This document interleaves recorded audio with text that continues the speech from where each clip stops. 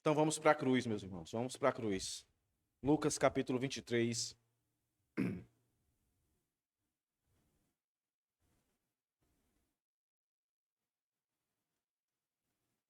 Capítulo 23, verso 34.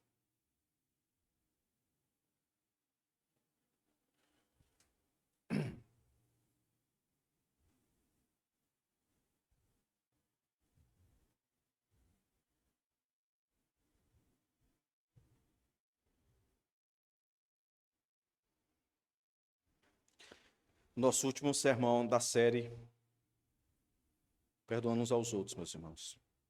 Foram 12 sermões.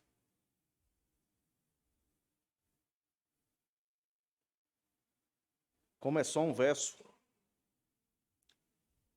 não vai ter aquela divisão que normalmente eu faço, mas vai ter divisão. Certo? Não como eu costumo fazer. Mas vamos elencar aqui 3 verdades aqui no verso 34 para nós nessa noite. Vamos ler o texto e após eu digo quais são essas 3 verdades, implicações, como você queira perceber. Lucas capítulo 23, verso 34. Mas Jesus dizia: Pai, perdoa-lhes, porque não sabem o que fazem. Então, para repartir as roupas dele, lançaram sortes. Vamos orar. Senhor, somos gratos, Senhor, pelo privilégio de estarmos aqui mais uma vez. Acabamos de cantar, Senhor, várias canções, hinos, que exaltam a tua obra na cruz. E aqui diante de nós está o texto, propriamente dito, da cruz. Em meio à tua dor e ao teu sofrimento. As palavras que saem da tua boca, Senhor. Pai, perdoa, porque não sabe o que fazem. Que nessa noite, Senhor, especial, onde encerramos uma série sobre perdão, onde pela tua soberana vontade, também celebraremos a ceia, que podemos ver, de fato, o teu perdão direcionado a todos aqueles que te reconheceram como Senhor e Salvador. Que os nossos corações tenham sido aquecidos, tocados por tudo aquilo que nós cantamos nessa noite. Que possamos estar com o nosso coração quebrantado e contrito, Deus, para compreender no aprofundamento da tua palavra nessa noite as 3 implicações que vamos meditar nessa noite. Perdoa os nossos pecados, nossas falhas, eu te peço. Em nome de Jesus, Deus, que tu me abençoe mais uma vez nessa noite. Que eu fale, que eu seja tomado no poder do teu Espírito Santo. Que tudo aquilo que eu pensei, que eu li, que eu estudei, Senhor, seja relevante na aplicação na vida de todos que aqui estão, seja da criança ao adulto, seja do menos instruído ao mais instruído. Que a tua palavra, Senhor, possa confrontar os nossos corações, possa nos consolar. Acima de tudo, Senhor, nos edificar. Seja para viver em edificação, na santificação, seja para reconhecer a Ti como Senhor e Salvador. Em nome de Jesus, Senhor. Abençoe esse ambiente, esse tempo. Eu te rogo em nome de Jesus. Amém. Meus irmãos, as 3 implicações que eu queria tratar com os irmãos aqui nessa noite, nesse texto, nessa pequena passagem aí, que é a primeira fala de Jesus. Nós cantamos aqui que Jesus ele foi mudo, enquanto zombavam dele, o agrediam, o ridicularizavam, o menosprezavam, zombavam.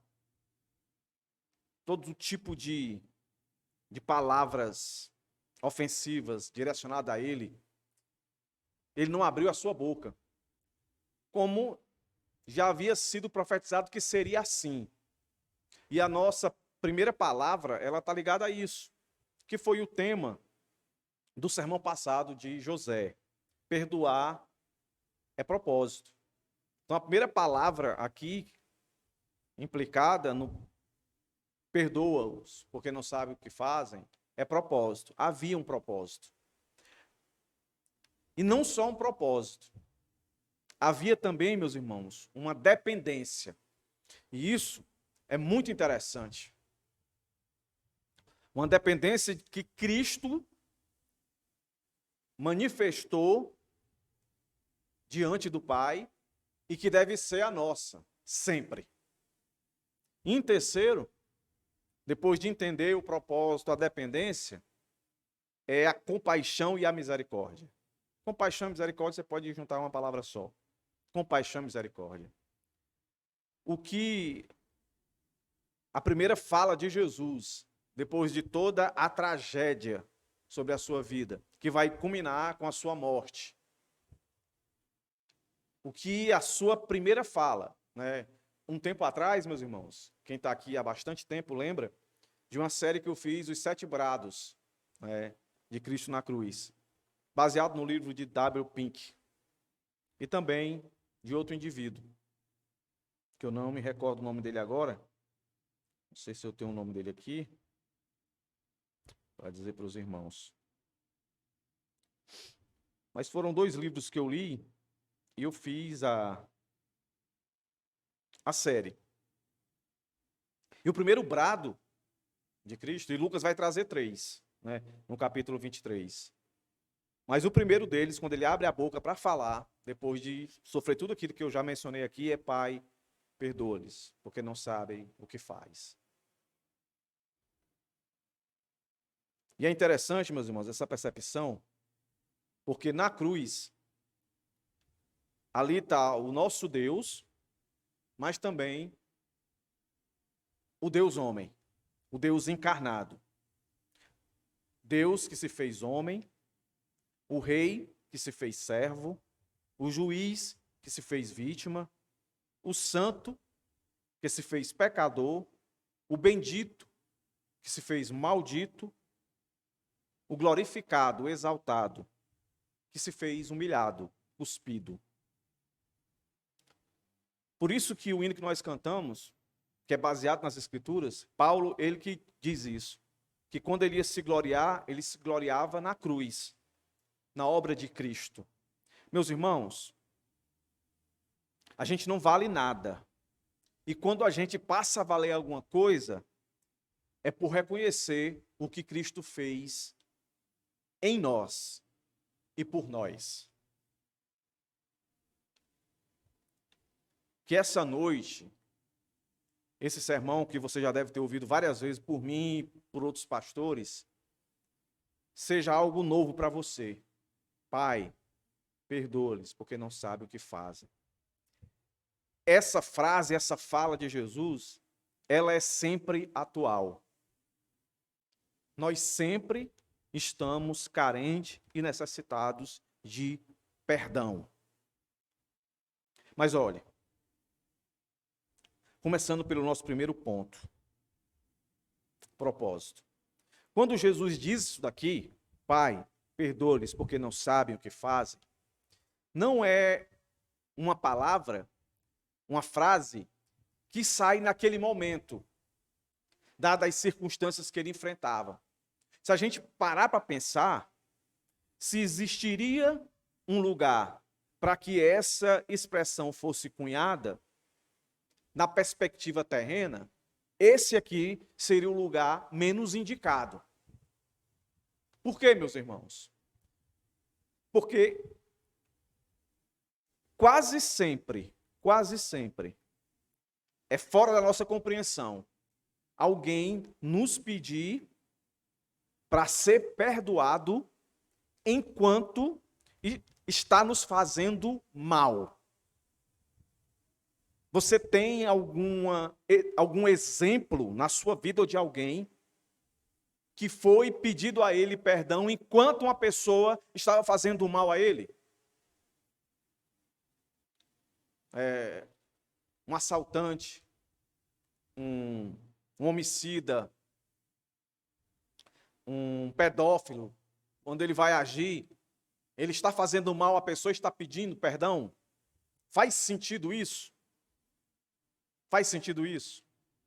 Normalmente o lugar do perdão, racionalmente pensando aqui, é depois do ocorrido. É depois que você reflete e pensa, não é?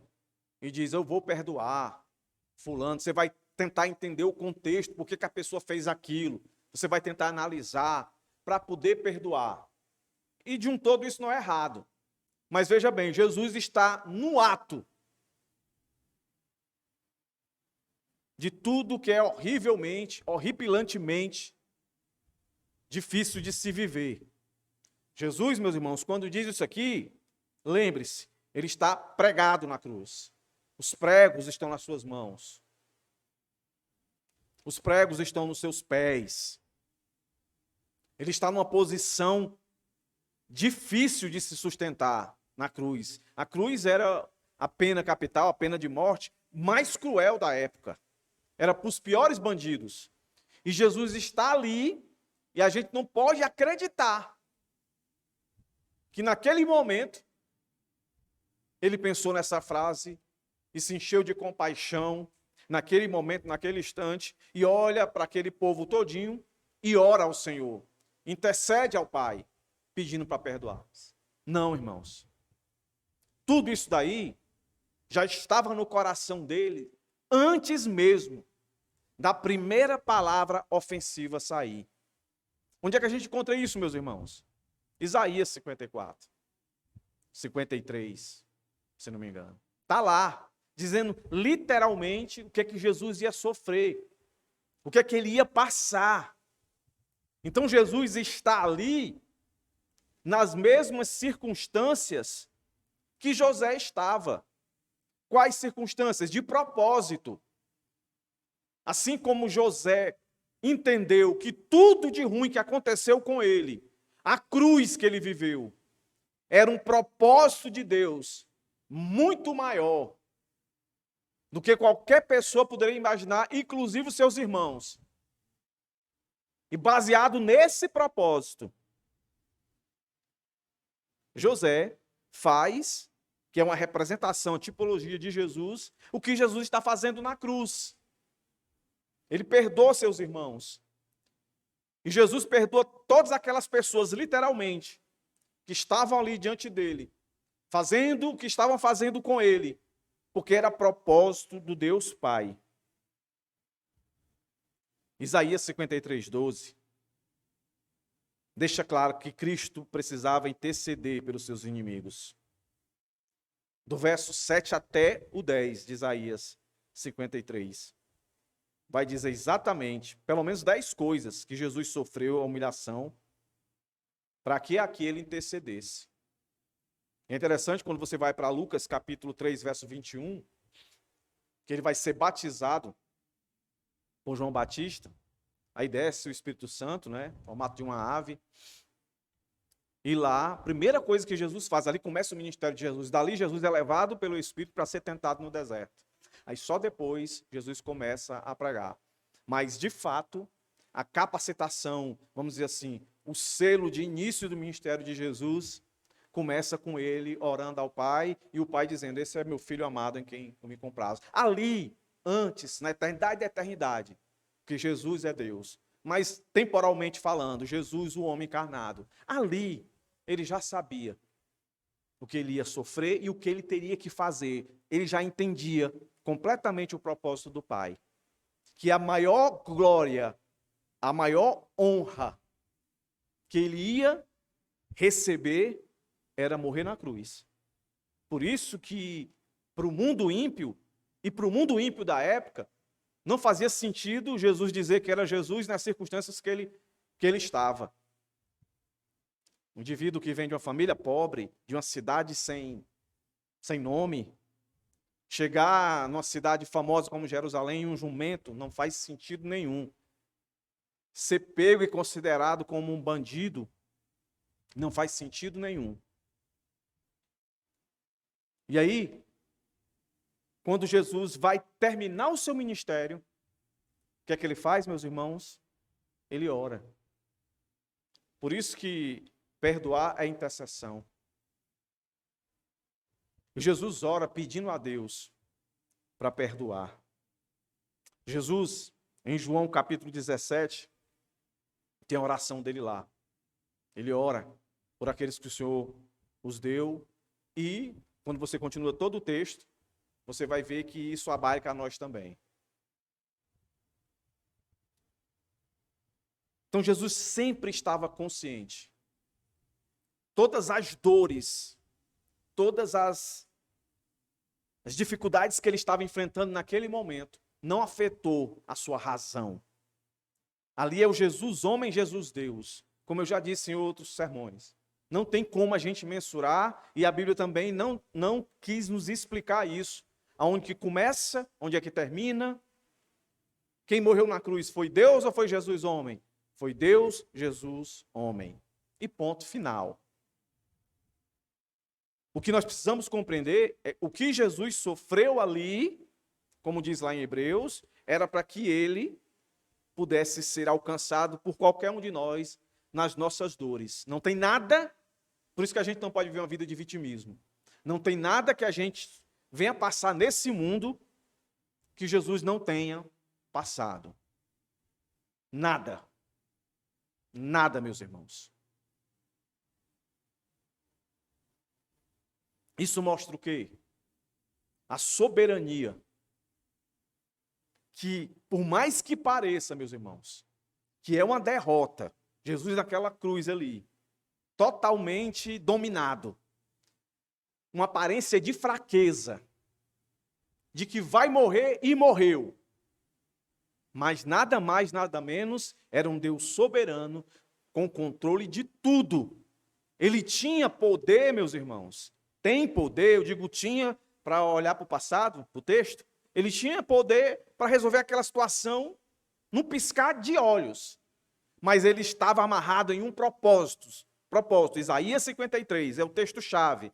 Depois você vai ler os evangelhos, você vai ler as cartas de Pedro, vai estar lá falando que Jesus tinha que passar por isso. Então ele estava preso a um propósito. Quando ele fala, Pai, perdoa, porque não sabem o que fazem. Tudo isso já estava no planejamento do Senhor. Isso, meus irmãos, é para nos trazer segurança, certeza, que de uma vez recebido esse perdão, não tem revés.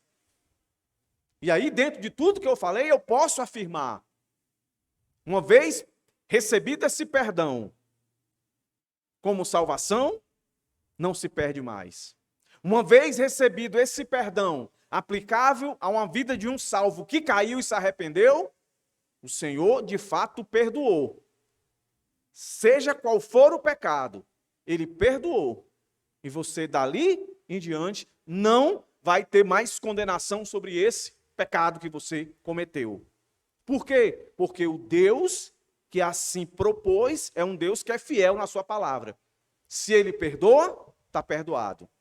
Há alguma possibilidade, meus irmãos, de Jesus, na sua oração, na sua intercessão, não ter a sua resposta? Jesus pediu para perdoar. Deus não perdoaria? Faria sentido Deus não perdoar?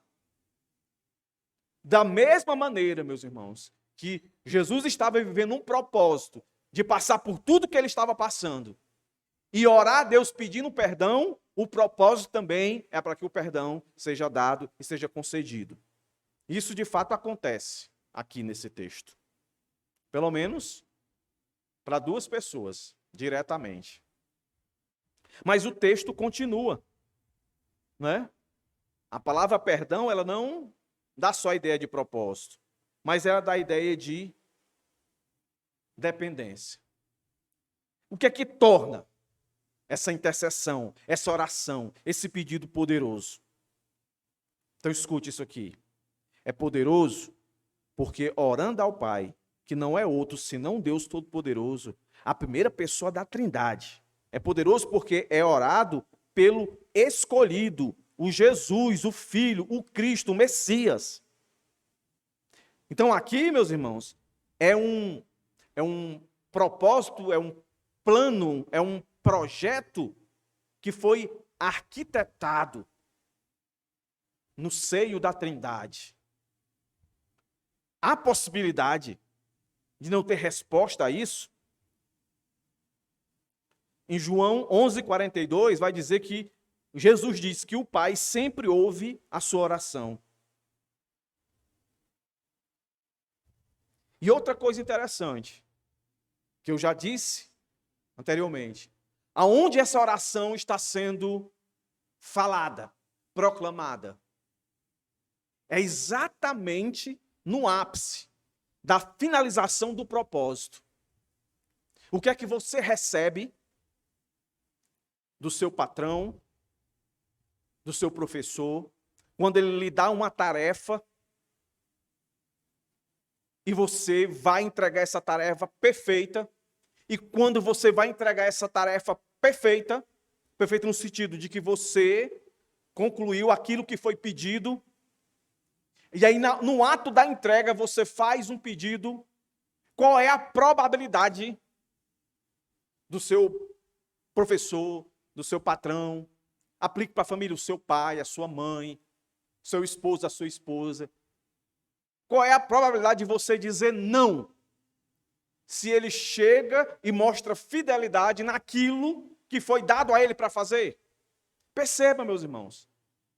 Jesus está diante do Pai dizendo, Pai, daqui a alguns instantes eu vou morrer, eu estou seguindo à risca tudo aquilo que o Senhor disse que eu tinha que viver aqui quando eu viesse nesse mundo. E nesse momento, Pai, eu te peço, perdoa, porque eles não sabem o que fazem. Mas aqui é algo interessante, meus irmãos. Por que a dependência? O que Jesus está querendo dizer em orar a Deus para que Ele perdoe aquelas pessoas? A pergunta é, meus irmãos, por que Jesus não gritou da cruz? Ei, tu, que cuspiu em mim, eu te perdoo. Ei, você que me furou aqui, eu te perdoo. Ei, você que furou as minhas mãos, os meus pés, eu te perdoo. Ei, você que está lá atrás, que ficou cuspindo em mim. Ei, você que jogou pedra em mim. Ei, você que colocou um capuz sobre mim. Eu sou onisciente, eu vi que foi você que colocou o capuz. Ei, você que me deu um soco na cara. Ei, você que me deu, ei. E saiu perdoando. Eu perdoo, eu perdoo, eu perdoo. Porque antes dele subir na cruz, antes dele apanhar, como era o ministério de Jesus, meus irmãos? A pecadora chegou lá com fluxo de sangue. Recebe a cura e está perdoado dos teus pecados. Aquele aleijado que desceu pelo telhado, os amigos lá. Os teus pecados estão perdoados. Jesus dizia diretamente, os teus pecados estão perdoados. Por que que aqui agora, na cruz, ele não diz diretamente? Ele não era Deus?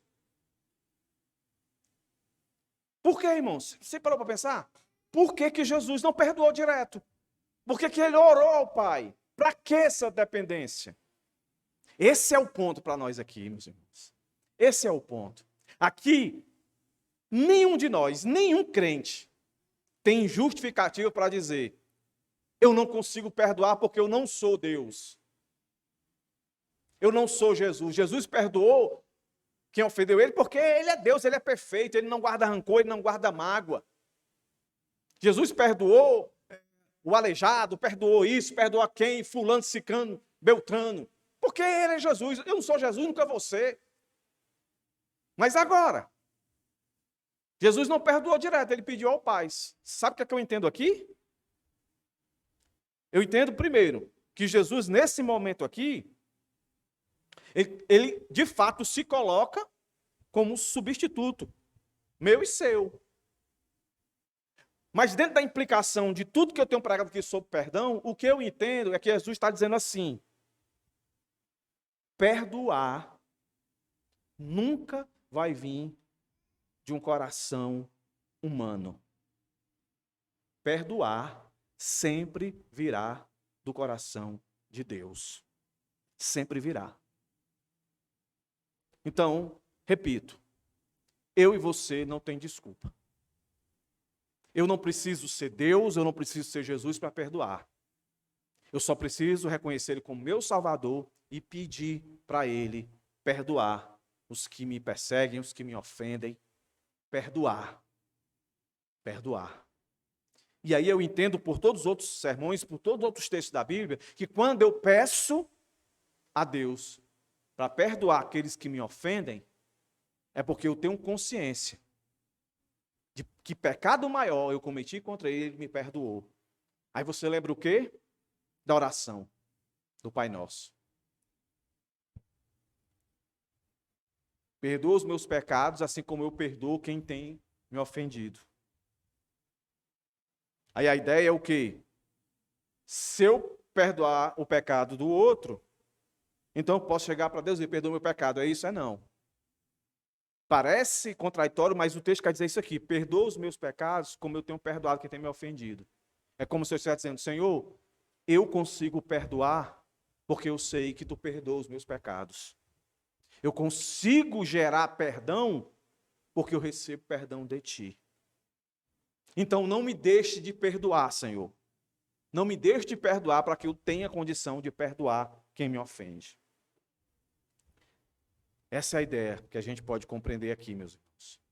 Quando Jesus fala, Pai, perdoa. E ele não diretamente perdoa as pessoas que estavam ali. E outra implicação. Aí essa implicação ela é universal. Jesus diz isso para que ficasse registrado e para que servisse para nós hoje, amanhã, depois, outras gerações que viessem. Porque a primeira pergunta, né, que vem na cabeça da gente, especificamente, literalmente, Jesus intercedeu por quem aqui? Literalmente, Jesus intercedeu por todos aqueles que estavam ali diante dele. Todos aqueles. Mas é interessante, eu vendo o sermão do Spurgeon, e ele diz que, Pai, perdoa-lhes. Você podia traduzir por pronome eles. Perdoem eles. Aí o sermão dele é todo baseado no eles. E ele vai dizer que esse eles aí abrange todos os tempos, todas as épocas. É Jesus pegando um fato histórico que ele viveu e eternizando o seu perdão. E aí eu pensei, interessante. Porque pense bem, não foi eu, não foi você, e não será qualquer outro ímpio, de hoje para amanhã ou depois, que venha crer em Jesus e precise de perdão, que de fato, literalmente, deu um murro na cara dele, cuspiu nele, zombou dele. Então, vamos do argumento do maior para o menor. Se Jesus, no alto da sua dor, Jesus só, abandonado ali naquela cruz, todo quebrado, todo arrebentado, humilhado, zombado, ali na hora, em loco, Jesus abre a boca e perdoa aquele pessoal, todo aquele pessoal ali, quanto mais todos os outros que vieram depois e que literalmente não participaram disso. Então é por isso que não só Spurgeon, mas quase todos os comentaristas acreditam que esse Pai perdoa-lhes porque não sabe o que fazem. Está direcionado para todo aquele que tem a oportunidade de ouvir essa palavra. E não sabe o que fazem, não é a ideia, meus irmãos, de que o indivíduo ele não sabe o que está fazendo, literalmente. O que me deu um murro, ele não sabe que ele me deu um murro, que ele cuspiu em mim, que ele falou o que falou. Não é isso. não sabem o que fazem, não entendem com quem eles estão mexendo. Sabe, eu sempre tenho medo quando eu vou fazer uma ilustração e eu perder o poder da verdade aqui. Mas eu cheguei a servir o exército por 3 meses. Aí depois me dispensaram. Mas quando eu fui para o exército, eu não tinha um pingo de desejo de ficar, e por não querer ficar, eu nem procurei entender como é que a coisa funcionava, hierarquicamente falando, né? Qual é a diferença de um soldado para um cabo, um primeiro sargento, segundo sargento? Eu não sabia dessas coisas, entendeu? Aí eu me lembro que uma vez, todo dia eu tinha que ir para o quartel. Era um quartel Dionísio Torre, um quartel de suprimento, muito grande, onde guarda toda a alimentação de todos os quartéis, armamento, as balas, tudo é lá. E eu ia para lá. E aí, um dia, eu cheguei, como era recruta, aí um dos caras lá disse assim, ó, fulano de tal mandou tu lavar um carro-pipa do exército. O carro imundo, meus irmãos, um carro gigantesco. Eu tinha 19 anos, era cabeça, tronco, entendeu? Era só o fiapo eu. E aí aquele caminhão gigantesco para eu lavar, ó. Ali não tinha jeito, nem com ácido resolvi aquilo. Aí eu comecei a lavar com mau gosto. Com mau gosto, da minha boca saía palavras de virtude, meus irmãos, para não dizer o contrário. Quando me aparece um cara na minha frente, e aí eu esculhambo esse cara. Com muita força, com muita propriedade. Os meus olhos faltavam sair da caixa, de tanta raiva que eu estava. Aí, de repente, eu olho do lado, aí um companheiro meu, que estava mais distante, olhava para mim e fazia sinal, dava um negócio assim que tinha alguma coisa errada, e eu continuei lá dizendo as coisas. Depois eu fui saber que era um coronel. Entendeu? Que era um coronel. Depois eu fui saber que coronel pode usar barba, entendeu? Coronel tem umas regalias, normalmente um militar abaixo não tem. E eu não sabia, entendeu? Aí quando me chamaram, né, para me dar lá um castigo, foi que eu fui saber. Só que o coronel usou de misericórdia para comigo, não porque eu fosse inocente, mas porque eu não sabia com quem eu estava falando. É exatamente isso aqui. A turma aqui estava cega, não sabia quem estava diante deles, nada mais, nada menos do que o próprio Deus encarnado, meus irmãos. Eles não tinham noção. Jesus não está dizendo aqui que eles não sabiam, no sentido de, são inocentes, eles bateram, eles me cuspiram, mas eles fizeram isso porque não sabiam quem era que estava ali. Porque se soubesse, não faria. Então, por essa ignorância, eles não sabem o que fazem. Então, quando alguém me ofende a você, ele sabe quem eu sou. Você sabe quem a pessoa é que você ofendeu. O que a gente esquece quando ofende ou quando é ofendido é que o maior ofendido é sempre Deus. E a nossa oração tem que ser como a de Jesus, interceder. Não sabe o que fazem. E aquele que se arrepende reconhecer, foi o que eu fiz. Porque quando o profeta confrontou Davi, o que foi que ele disse? Pequei contra Deus.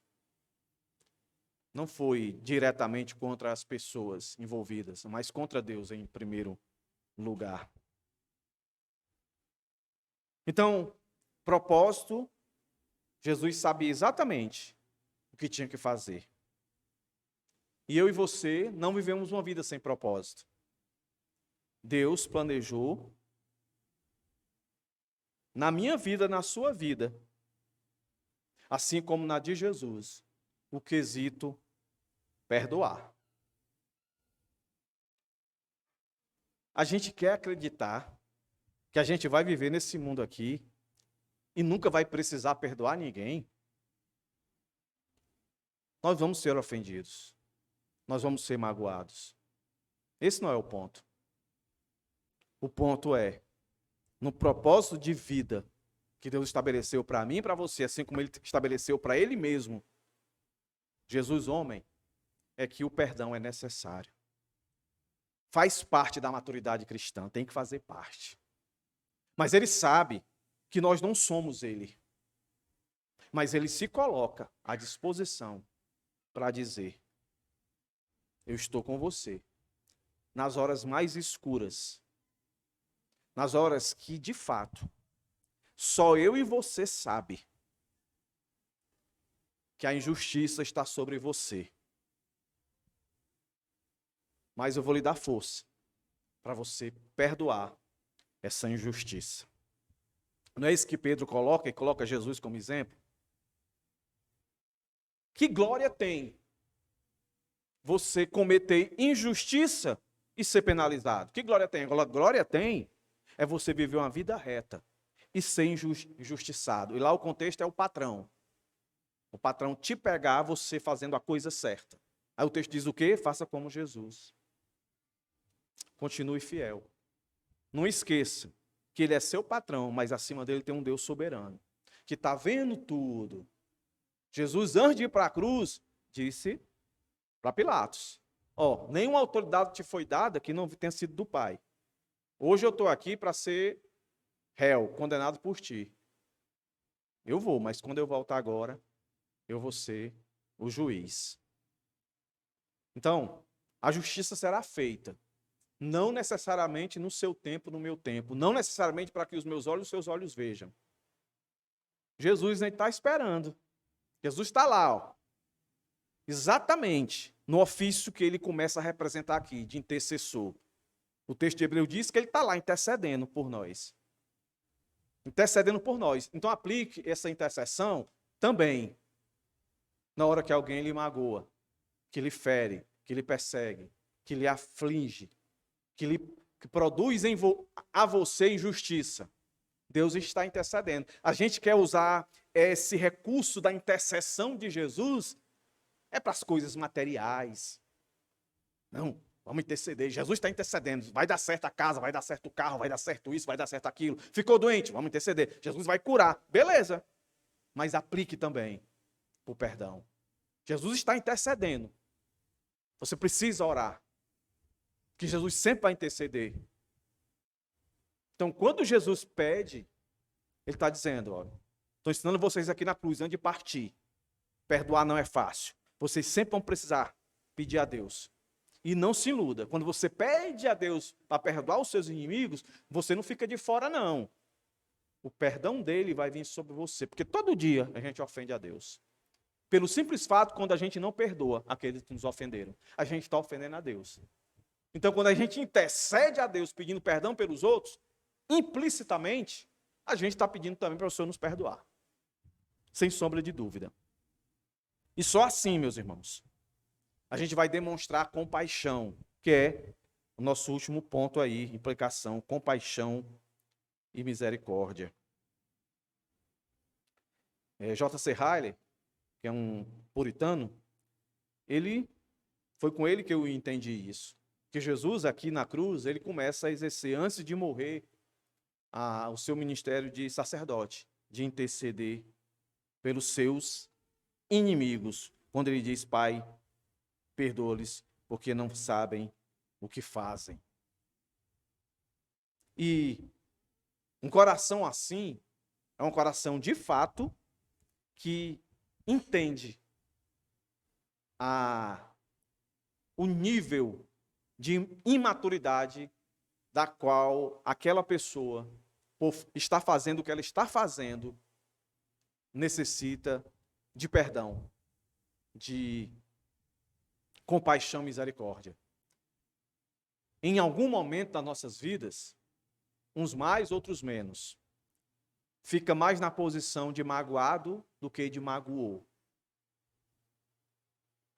Mas, meus irmãos, a pessoa que se ressente, a pessoa que se sente magoada, que requer o perdão, eu acho que ela sofre mais.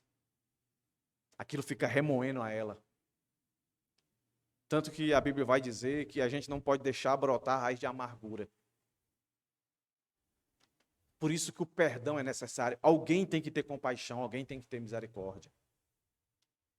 E perdoar. Perdoar é fácil, meus irmãos? Não é. Perdoar é difícil. E eu, às vezes, comentando com a minha esposa, esses 12 sermões me trouxe muitas respostas, me colocou em muitos conflitos, e o meu desejo é que isso tenha acontecido com você também, que não foram solucionados todos os conflitos. Mas eu não posso viver a vida toda pregando sobre perdão, né? Vou terminar 12 sermões, mas mais no futuro vai vir mais sobre perdão, porque é um tema, como eu acabei de dizer, que me trouxe muitas respostas, mas também me colocou em muitos conflitos. Como de fato averiguar se o meu coração perdoou? Em alguns temas aqui, eu coloquei perdão é reconciliação, perdão é restauração. Mas será que todas as vezes que alguém me faz um mal, me faz uma injustiça, eu tenho que perdoar essa pessoa e tenho que me reconciliar com ela no sentido de que eu tenho que viver tudo aquilo que eu vivia antes com ela? Do mesmo jeito? Será? Existem alguns conflitos. Não necessariamente. Sim. A restauração, ela é mais objetiva. Nós temos que restaurar, né, a pessoa que pecou, trazê-la de volta, né, para o convívio. Mas até que ponto essa restauração ela também tem que ser voltar a tudo que era antes? Né? E outro conflito, né? Senhor, muitas coisas que eu vou pregar para a igreja, eu tenho dificuldade. Eu tenho dificuldade de viver isso. Eu devo pregar ou não devo pregar? Se eu pregar, eu estou sendo hipócrita? Meus irmãos, esse foi um conflito que eu vivi. Mas me veio alguns textos bíblicos. Por exemplo, 1 Coríntios capítulo 13. Quem é que escreve 1 Coríntios? Paulo, né? Ele diz: o amor tudo suporta, tudo espera, tudo confia. Ele diz no começo ainda que eu falasse a língua dos homens, dos anjos, né, dos homens e tal, e aí dava o corpo para ser queimado e tudo mais. Paulo escreveu isso aí. E Paulo está escrevendo para uma igreja que está em conflito. Muita gente se magoando por causa da manifestação dos dons. Aí o mesmo Paulo, ele escreve Efésios, ou Gálatas. Fruto do Espírito. Amor, paz, alegria, mansidão, domínio próprio. Paulo escreve isso daí. Mas Paulo também deixa registrado, e no sermão anterior eu até toquei nesse assunto, de que teve, na primeira viagem dele, ele quis ir para um local e chamou o João, o Marcos, para ir. E João Marcos não quis ir. Lembra disso? Não, não vou não. Rapaz, vamos, não vou não. Beleza. Quando foi na segunda viagem, o Marcos quis ir. Foi o que Paulo fez? Vai não. Espera aí, Paulo. Está aguardando rancor, Paulo? Está magoado, Paulo? Paulo, tu não escreveu? O amor, tudo suporta, tudo espera, tudo confia, não arde. E aí, Paulo? Foi o que aconteceu, irmãos? Marcos foi? Não. E aí?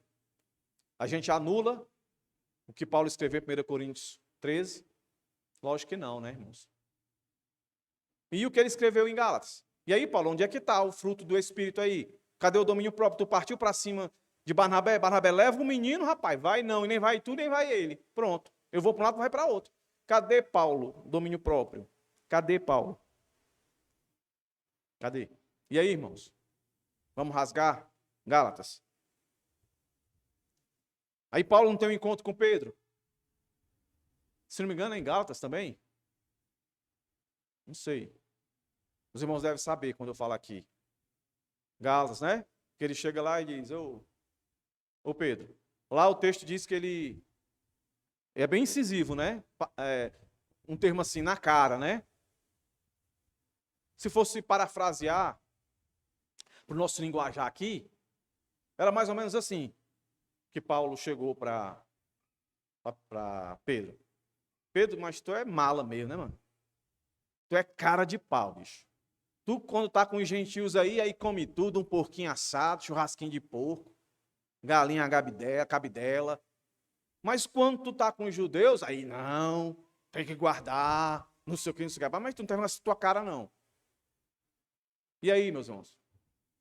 Paulo, onde é que está o controle? Tu fez isso na frente de todo mundo, porque tu não chamou o cara em particular. Tu humilhou o Pedro, rapaz. Não precisava disso não, Paulo. Tu não se controlou, Paulo. Cadê o amor, Paulo?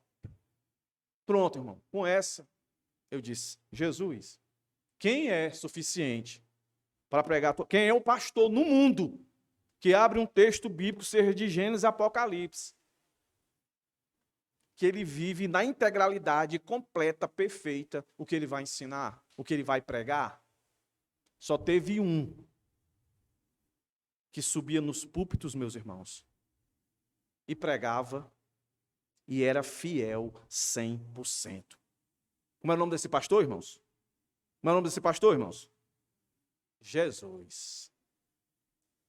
Então o ponto é, e essa eu guardei, o que vale é a palavra, não é o pregador em si.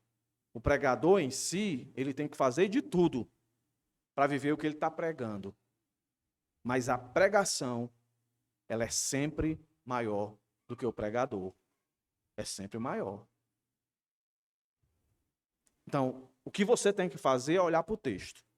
O texto está dizendo isso? Tá. Quem está pregando, não faz muito, não, o que está dizendo. Mas a vida dele não anula o que ele está dizendo, porque o que ele está dizendo é certo. O que ele está dizendo é certo.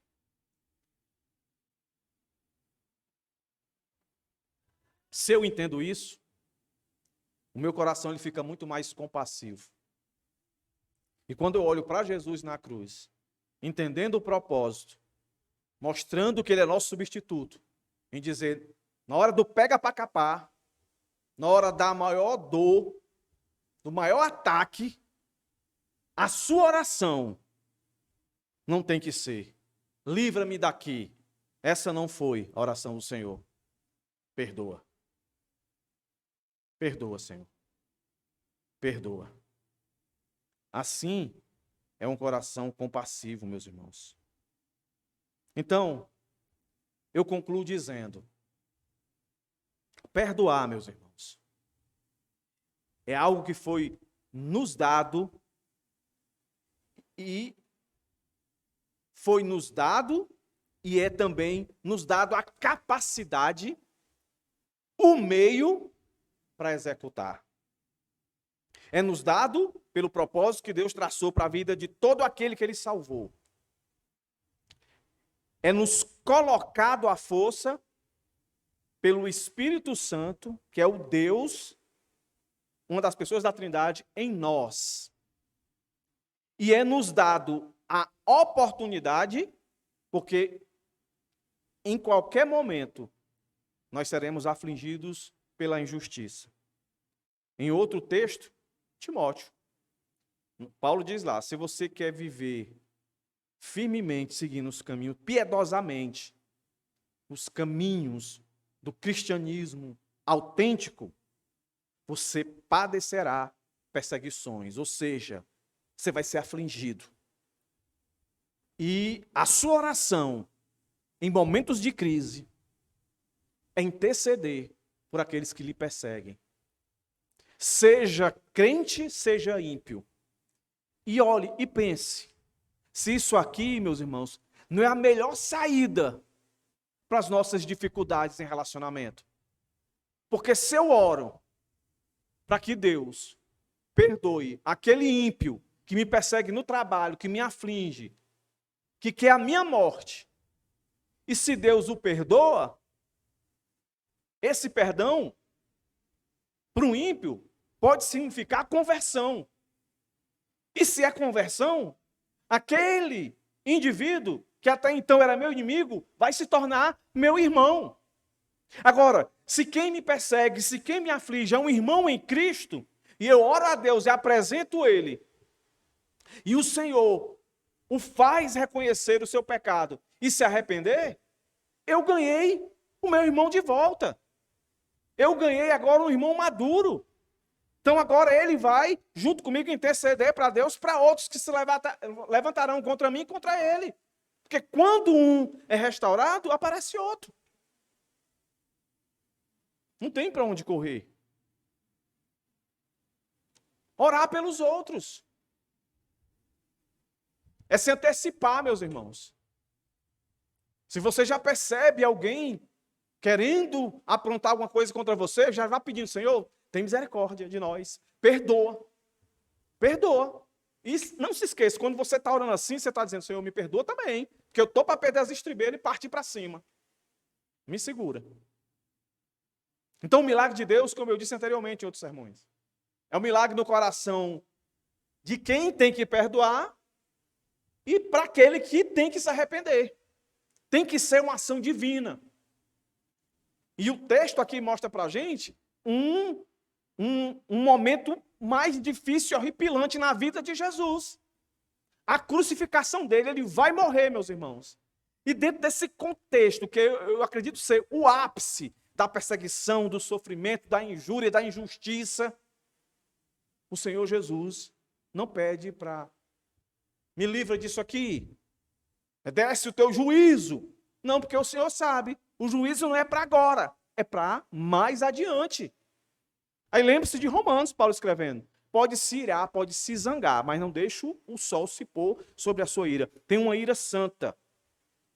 Agora, não se esqueça, no final, Deus vai fazer justiça contra os seus, meus irmãos. E se você é do reino dele, você pode ter certeza que todos aqueles, está lá em Hebreus, lá do sangue de Abel, até o último crente que Jesus, até o último ímpio que se tornará crente em Cristo Jesus, se eu salvar, todos aqueles que fizeram mal a eles vão receber a maior punição de todas, a morte eterna, meus irmãos. O castigo eterno. Jesus não vem mais como um cordeiro. Jesus vem como um leão. Jesus vem como o justo juiz. Aí todos aqueles que ofenderam a Cristo, e como é que se ofende a Cristo? É perseguindo os seus justos, é ofendendo os seus justos. Não foi assim que Jesus se apresentou para Paulo? Paulo, por que tu me persegue? Paulo, a minha igreja, os meus filhos.